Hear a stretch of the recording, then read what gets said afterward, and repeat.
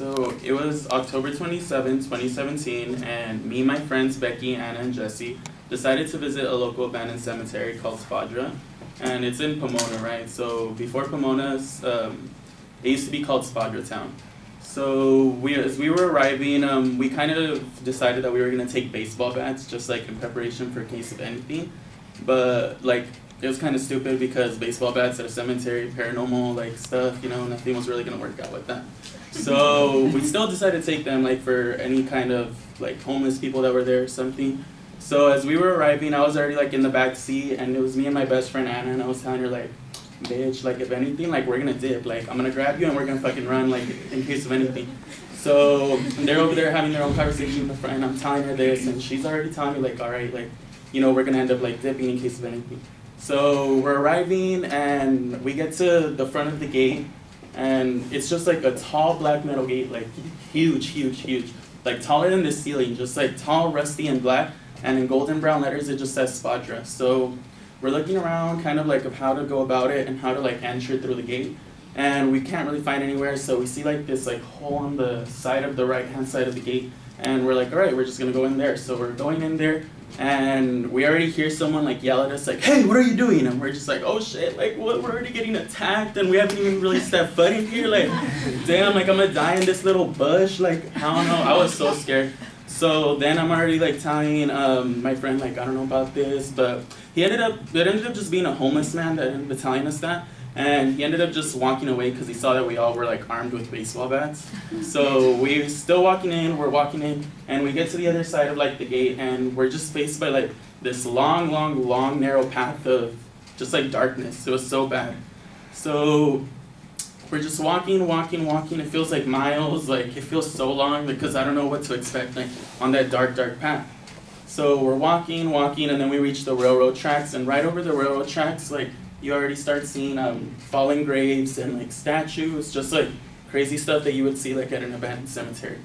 So, sorry. So we're already walking around trying to see like of how to get in because it was covered by like a barbed wire fence. And we see these two large black metal poles, and in between there's like this like long linked chain. So we're like, all right, we could just go under this chain, we're gonna go at the count of 3. So we all just count 1, 2, 3, and we all just like go under. And then like immediately it was the weirdest feeling. I felt like a weight on my shoulders, and I just felt like an intense cold. I felt like my body get like shivery, like as if like your foot falls asleep or something, like all throughout my body. Like I really felt it like really intensely, like in the back of my head. And I was just like scared. I was like, oh, hell no, like what the fuck is this? So I'm already like looking at my friend like, bitch, we're about to dip before we even get in like too far in. So we're just like walking more in, walking. And then we end up hearing like this loud wood creaking noise. It just keeps getting louder and louder the more that like we keep walking forward. And we're just like, what the hell is that? Like I keep looking like to my friends just to make sure I'm not the only one hearing it. And they're like looking around like, oh shit, like what is that noise? So we're like already getting scared, and like it just keeps getting louder, like if someone's like stepping on some old wood. Like it was the weirdest thing, and it's just like getting louder in your ear. And then immediately like we're just like, you know what, like now we're gonna dip, like we're just gonna back up. So we start backing up, and then immediately like I turned to the left for some weird reason. I heard like a noise like on the tree, and I swear on the tree like there was like this black figure just like right there, and I swear it was like threads or something like hanging down from like the tree, or like hair or some shit almost touching the floor. I immediately was like, bitch, I grabbed my friend, I started running. Me and her, we made it out first, and like I still was looking like down the gate, and I was yelling like, bitch, run, like to Jesse and Becky, and they were like sprinting and stuff. And the funny part was like Jesse ended up getting out first, and he was like Becky's boyfriend. So like she's over there like, babe, what the fuck? Like crying and like sobbing, like the world's about to end and stuff.